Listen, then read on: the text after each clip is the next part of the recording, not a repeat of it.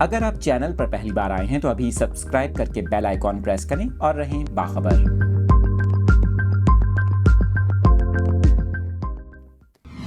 تفصیلات آپ کے ساتھ شیئر کر رہے ہیں۔ اس افسوسناک خبر سے متعلق وسطی جاپان میں آئے 7.6 شدت کے خوفناک زلزلے کے بعد اب تک تقریباً 155 آفٹر شاکس ریکارڈ کیے جا چکے۔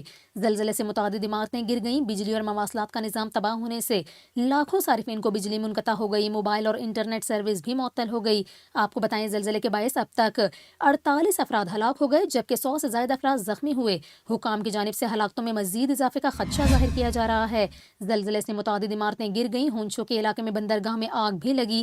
آگ لگنے کے باعث 100 سے زائد گھر جل گئے۔ ان علاقوں میں کافی پاکستانی آباد ہیں۔